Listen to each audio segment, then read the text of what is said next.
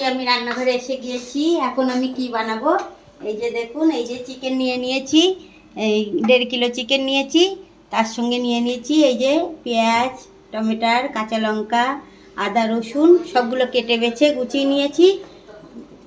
আর আলু নিয়ে নিয়েছি সাথে, আর মশলাপাতি সব নিয়ে নিয়েছি এই যে।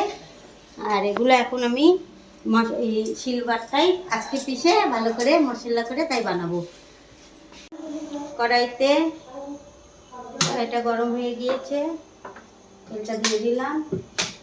আর এখন এই যে শিলনোড়ায় জিরে, মরিচ আর এই যে আদা রসুন নিয়ে নিয়েছি, এইগুলো এখন শিলনোড়ায় বাটবো। আজকে শিলনোড়ায় বেটে তরকারি হবে, মাংস হবে। শিলনোড়ায় এমনি মশলা করি না, আমি ওতে করি ওই মিক্সার মেশিনে।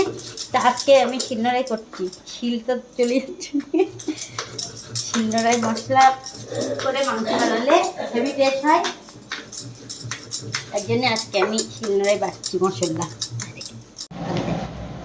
এই যে তেলটা গরম হয়ে গিয়েছে, অল্প জিরে দিয়ে দিলাম। আর এই যে 2-3টে তেজপাতা আর 2টো শুকনো লঙ্কা দিয়ে দিলাম। আর এই যে মশলাটা শিলবাটাই হচ্ছে ভালো করে পিষে নিয়েছি, আদা রসুন, জিরে, মরিচ আর এই যে পেঁয়াজ দিয়ে দিচ্ছি।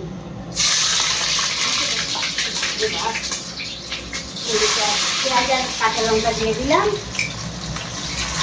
এগুলো এখন ভালো করে টমেটোটা পরে দেবো, এবং পেঁয়াজ আর কাঁচা লঙ্কাটা একটু লাল লাল করে ভেজে নিই। তারপরে টমেটো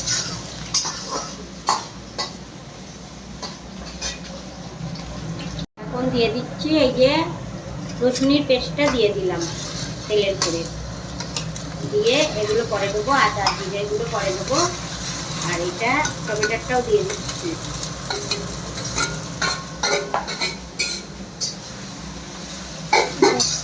টমেটোটা দিয়ে দিলাম, দিয়ে এখন টমেটোটা আর এই রসুনটা একটু লাল লাল করে একটু মশলাটা কষে নেই।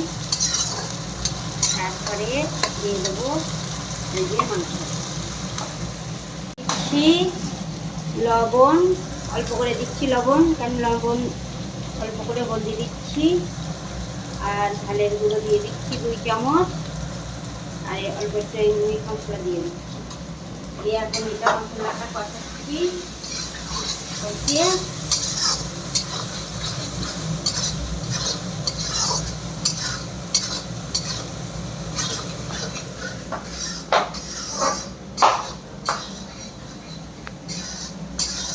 মশলাটা কষিয়ে এবার দিয়ে দেবো মাংস, এগুলো পরে দেবো।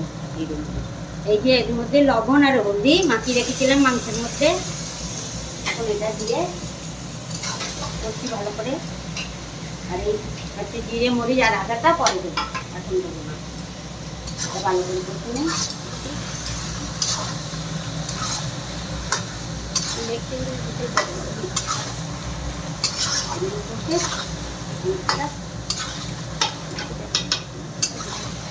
মাংসটা কষে তারপরে আলু দেবো। এখন আমি দিয়ে দেবো, এই মাংসটা অনেকটাই কষা হয়ে গিয়েছে। আর এখন দিয়ে দেবো জিরে, মরিচ আর আদা। রসুনটা তো আগেই দিয়ে দিয়েছিলাম তেলের উপরে। এখন এগুলো দিয়ে ভালো করে একটু কষতে হবে মাংসটা, আবার একটু কষে নিই। আর ওদিকে আমি কড়াইতে একটু আলুগুলো ভেজে নিচ্ছি, আলুগুলো পরে দেবো। তার জন্য ভেজে নিচ্ছি আলাদা করে কড়াই করে, আগে ভাজতে দিয়েছিল না, এগুলো আমি ভালো করে কষে নিই। এই যে মাংসটা এখন এই যে তেলটা ছেড়ে দিয়েছে, কষা হয়ে গিয়েছে। এখন দিয়ে দেবো, এই যে কত সুন্দরভাবে কষা হয়ে গিয়েছে, দেখো এই যে একদম লাল লাল তেলটাও ছেড়ে দিয়েছে। এখন এই আলুগুলো ভেজে নিয়েছিলাম আলাদাভাবে, আলুগুলো এখন দিয়ে দিচ্ছি মাংসের মধ্যে। ঠিক আছে, এখন আলুগুলো দিয়ে ভালো করে কষি, তারপরে অল্প জল দেবো, বেশি জল দেবো না। আজকে আমি একদম বাংলায় যেরকমভাবে মাংস বানাই আমি সেরকমভাবে দেশি রান্না করছি, দেশি মাংস বানাচ্ছি দেশিভাবে।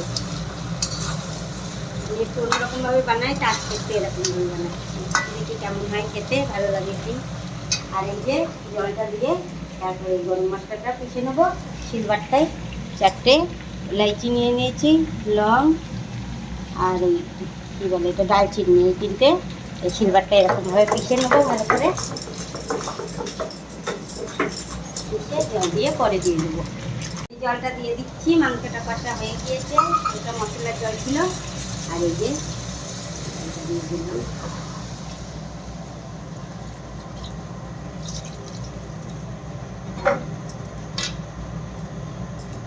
জলটা দিয়ে দিয়েছি, এবার ঢেকে দেবো।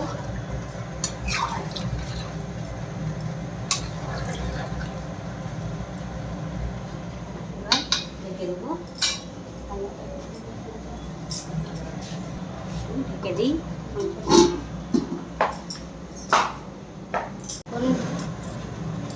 খুলে আগলা করে দেখি এটা মশলাটা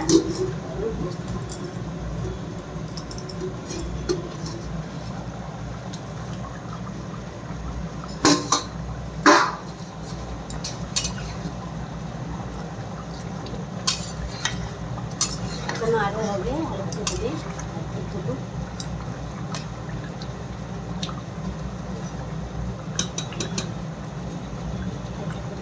তারপরে পরে এই যে গরম মশলাটা পিষে রেখেছি, লং এলাইচিটা এটা দিয়ে দেবো। আর এই যে ধনিয়ার পাতা একটু কুচিয়ে রেখেছি, এটা দিয়ে দেবো।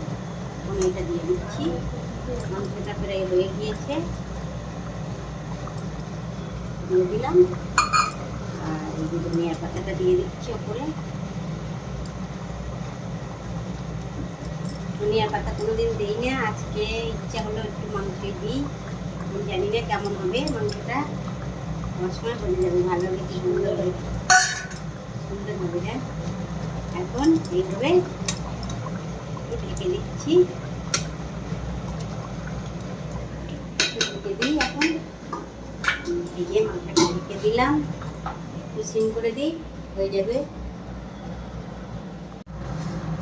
এই দেখুন এই যে মাংসটা হয়ে গিয়েছে, এখন গ্যাসটা বন্ধ করে দিই। আর মাংসের কালারটা দেখুন কত সুন্দর হয়েছে, লাল লাল ঝাল ঝাল। আর আমার ভিডিওটা ভালো লাগলে একটা লাইক কমেন্ট শেয়ার করে দেবেন।